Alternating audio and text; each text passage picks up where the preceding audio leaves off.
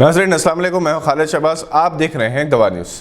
حیدرآباد میں بارش کی تباہ کاریوں اور سیلاب کے دوران جہاں خوف اور دہشت کا ماحول ہے، وہیں قدرت کے کرشمے حیران کن ہیں۔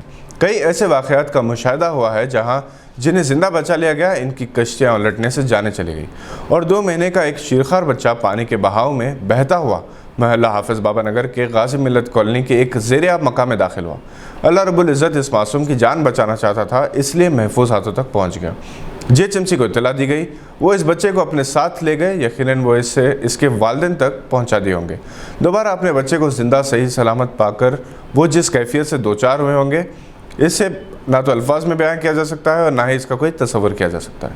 یوں تو راحت کا کام جاری ہے، مگر بعض متاثرہ علاقوں سے آڈیو اور ویڈیو کلپس وائرل ہو رہی ہیں کہ توجہ دلانے کے باوجود ان تک کوئی نہیں پہنچ رہا۔ موتی دروازہ، گولف کلب اور گولکنڈہ کی آؤٹ گیٹس بند ہونے کی وجہ سے پانی کا بہاؤ نہیں ہو رہا، جس سے عوام پریشان ہے۔ ایسی ایک آڈیو کلپ گواہ نیوز کو کسی نے بھیجی ہے۔ جو محلے تباہ ہوئے ہیں وہاں حکومت، سیاسی جماعتوں، NGOs کی جانب سے راحت اور امداد کا کام جاری ہے۔ عوام حالات سے پریشان بھی ہے اور ان میں غم و غصہ بھی ہے کہ جب کبھی تیز بارش ہوتی ہے تو صورتحال تقریباً ایسی ہی ہو جاتی ہے۔ اس کے لیے ذمہ دار کون ہے؟ حکومت، انجینئرز، کانٹریکٹرز یا سستے کی لالچ میں زمین خریدنے والے لوگ؟ ایک لحاظ سے سبھی اپنے اپنے طور پر اس کے ذمہ دار ہیں۔ ناجائز قبضے ہوتے ہیں، مگر اس پر تعمیرات کی اجازت کون دیتا ہے؟ کچھ عرصے بعد اسے ریگولرائز بھی کر دیا جاتا ہے۔ حکومت ٹیکس وصول کرتی ہے، عوامی مسائل پر توجہ نہیں دیتی۔ انجینئرز ان نشیبی علاقوں میں تالاب اور جھیلوں پر قبضے کی زمینات پر آخر کیسے مکانات کی تیاری میں مدد دیتے ہیں؟ کانٹریکٹر تعمیراتی پروجیکٹس کی تکمیل کے بعد فالتو اشیاء، ٹاٹ کے تھیلے وغیرہ برساتی نالوں میں ٹھوس دیتے ہیں، جس سے پانی کا بہاؤ رک کر سیلاب کی کیفیت پیدا ہوتی ہے۔ حیدرآباد میں قیامت صغریٰ کے بعد قیامت کبریٰ کے انتظار کرنے سے پہلے ان مسائل کو حل کرنے کی ضرورت ہے۔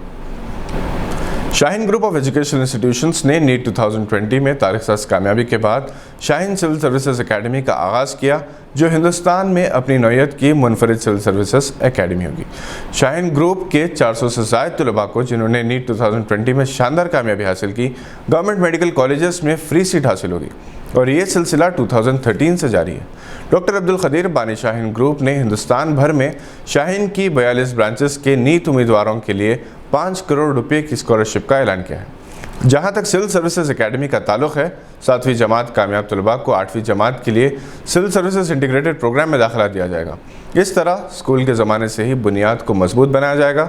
8ویں جماعت سے پریپریٹری پروگرام، 9ویں جماعت سے بیسک، 11ویں جماعت میں ایڈوانس، ڈگری فرسٹ ایئر میں کیریئر بلڈر اور گریجویشن کی تکمیل کے بعد کامیاب طلباء کے لیے 1 سال کا intensive coaching program career master ہوگا۔ جو طلباء اسکالرشپ کے لیے منتخب ہوں گے، ان کے تمام اخراجات یعنی تعلیم، طعام و قیام اس اسکالرشپ کے ذریعے پورے کیے جائیں گے۔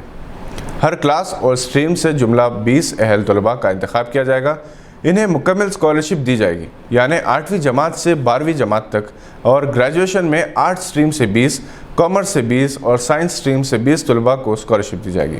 شکاگو میں مقیم ممتاز حیدرآبادی بزنس مین سید اوصاف اللہ قادری کی حیدرآباد میں لاک ڈاؤن کے دوران انسانی بنیادوں پر مثالی خدمات کو خراج تحسین پیش کرتے ہوئے ان کے اعزاز میں اردو سماج کی ایک تہنیتی تقریب شکاگو میں منعقد ہوئی، جس میں ممتاز شخصیات نے شرکت کی اور اوصاف اللہ قادری کی خدمات کا اعتراف کرتے ہوئے انہیں تمغہ پیش کیا گیا۔ اس موقع پر علی خان صدر اردو سماج، سید حسینی سیمینار ایڈوائزر، اماد شیخ ایگزیکٹو، آرکیٹیکٹ عبدالرحمان سلیم اور اومکار سنگھ ایڈوائزری ممبرز، ابرار احمد خان نائب صدر، ممتاز علی خان اور سید خلیل اللہ بورڈ ممبرز موجود تھے۔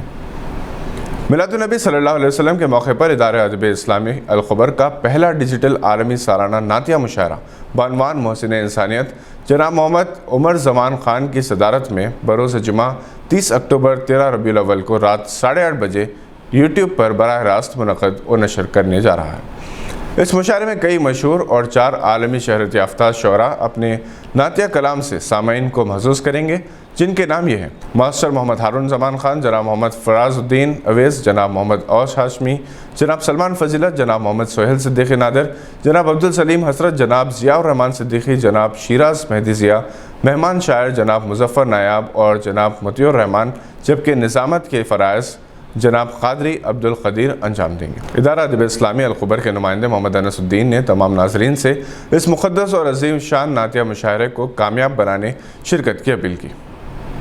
یہ تھی آج کی چند اہم خبروں پر نظر. ہم پھر اوپر ہوں گے ایسی کچھ خبریں لے کر. اگر آپ نے ابھی تک اس چینل کو لائک یا سبسکرائب نہیں کیا تو سبسکرائب ضرور کریں.